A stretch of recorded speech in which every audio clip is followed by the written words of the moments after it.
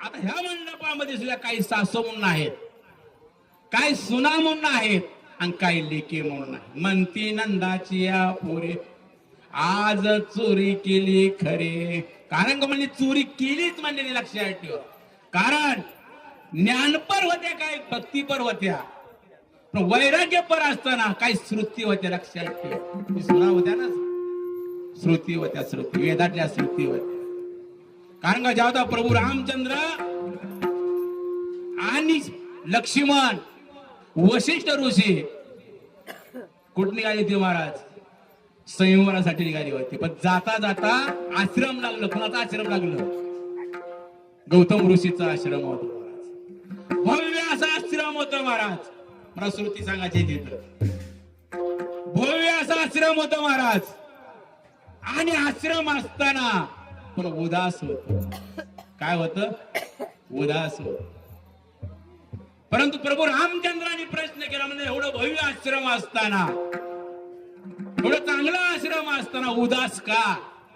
त्यावेळी त्यांनी सांगितलं, कारण का म्हणले, तिथं आहिऱ्याला शाप दिला दगड होऊन पडले. आणि भगवान प्रभू रामचंद्राचे पाय लागल्यानंतर त्याच्यातून काय होणार आहे? आहिऱ्याचा उद्धार होणार.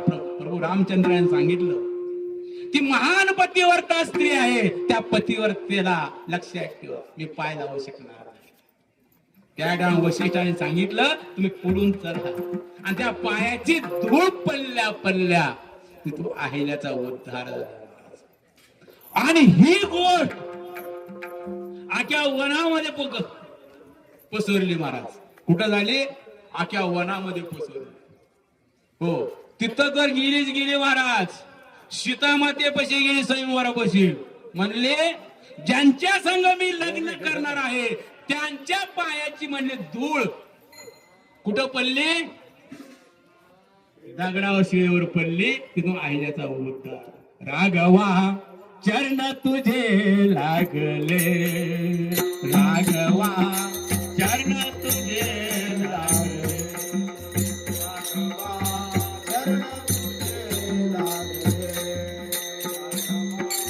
चरण तुझे लागले.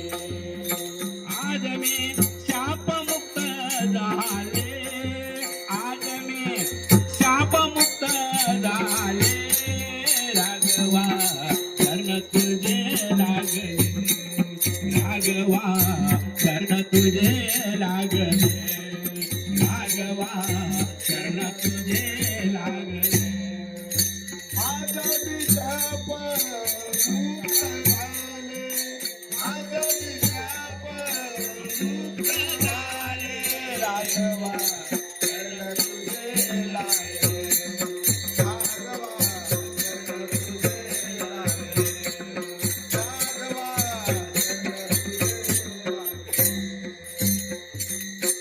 हो.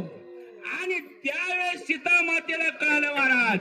आणि सीता माता कुठे गेल्या महाराज? ब्युटी पार्लर मध्ये गेल्या. तुमच्या भाषेत सांगा ठरलं. कुठे गेल्या? ब्युटी पार्लर, मेकअप करायला गेल्या. लग्न आहे ना. आणि गेल्यानंतर हो, आणि त्या टायमाला महाराज ते ब्युटी पार्लर मधून आल्या.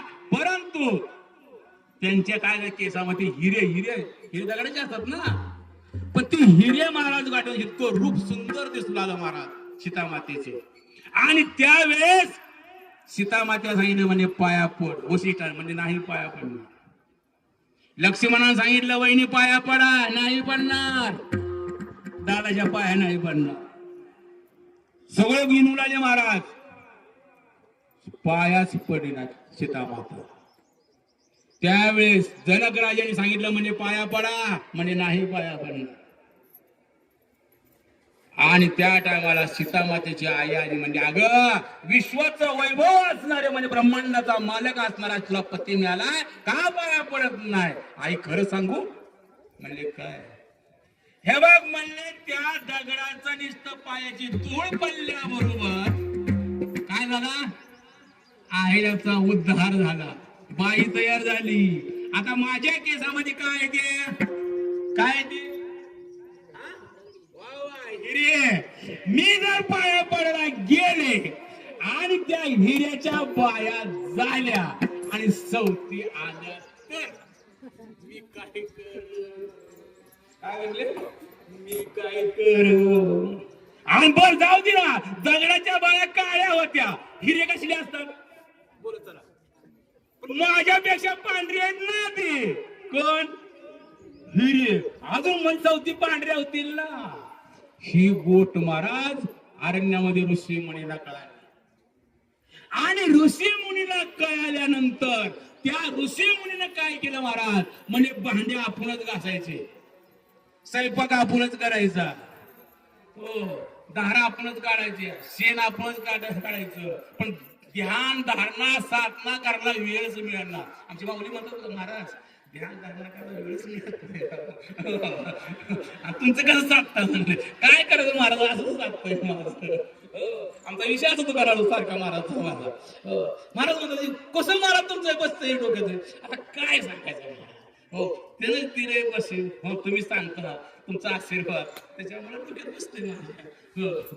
आणि त्यावेळेस महाराज त्या ऋषी मुनीने विचार केला, म्हणजे आपण बी काय करू, म्हणले ज्या दगडातून म्हणले काय झाले बाया झाल्या, आपण बी दगड घेऊन जाऊ, काय करू, बाया करून स्वयंपाकाचं वांधन आहे, कपडे देवाचे वांधन आहे, भांडे घासाचं वांधन आहे.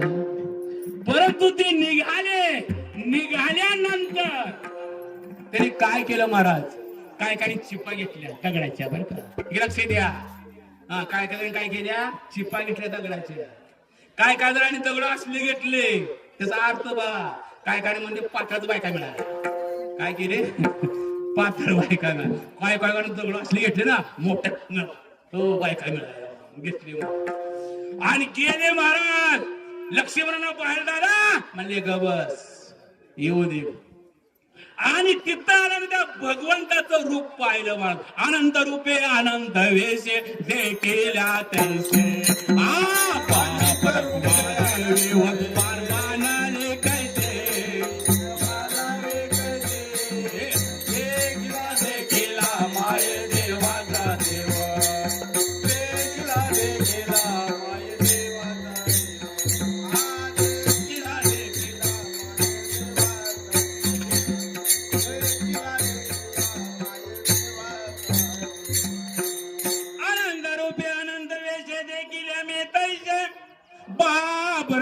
देवीवर कुणा बाणाली.